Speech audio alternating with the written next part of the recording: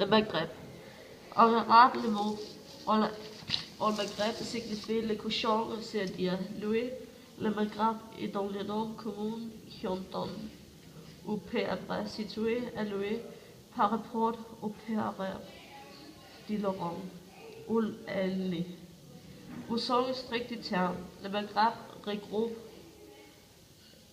aujourd'hui le Maroc, l'Algérie et la Tunisie. Parfois, on inclut également le Sahara occidental et la Mauritanie allouée et le Libye et les Grands Malades.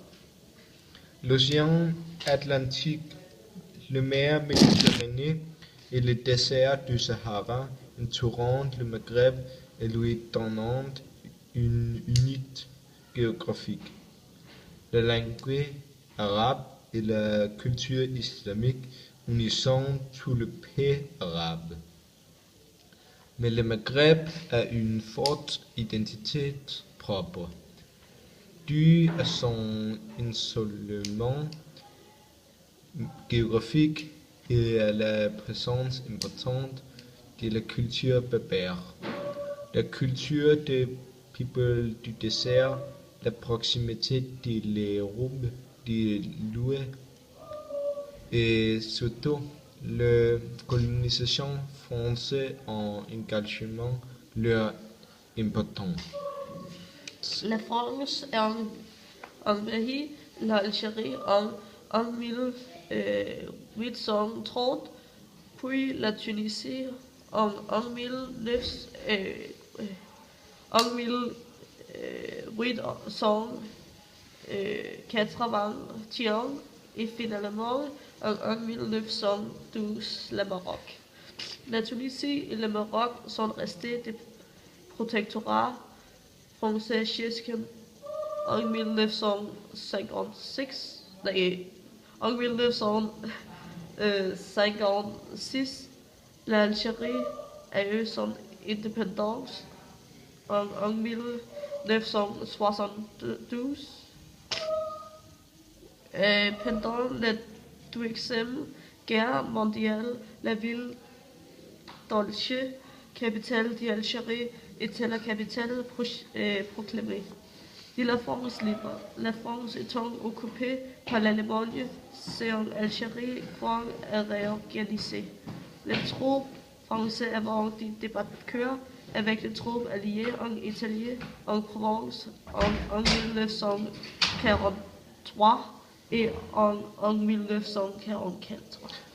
Après la guerre, les trois pays du Maghreb ont demandé leur indépendance.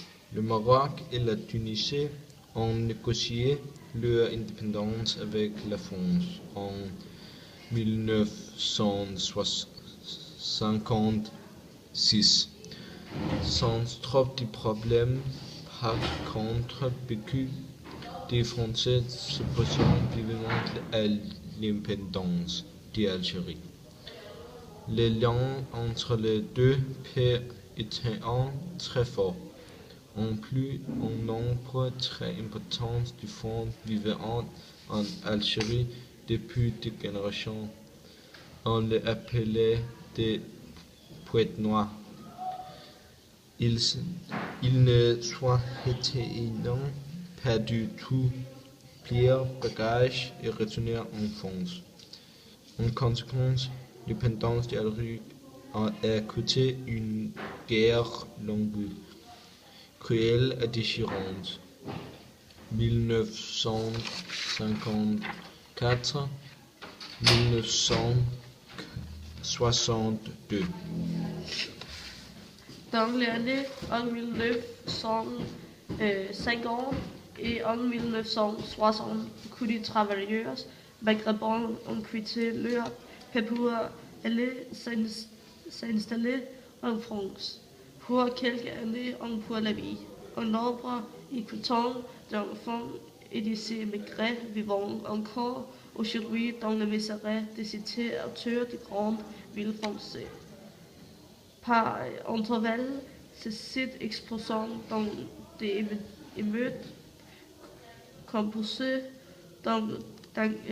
dangereuses Melon de désespoir, de violence, de racisme, de brutalité policière, de vandalisme et de voitures brûlées.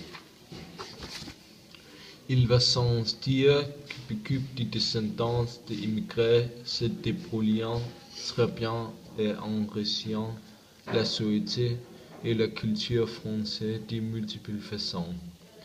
Mais pour toi, leur double identité. De par leurs racines maghrébines et un défi actuel, ils sont confrontés tôt ou tard.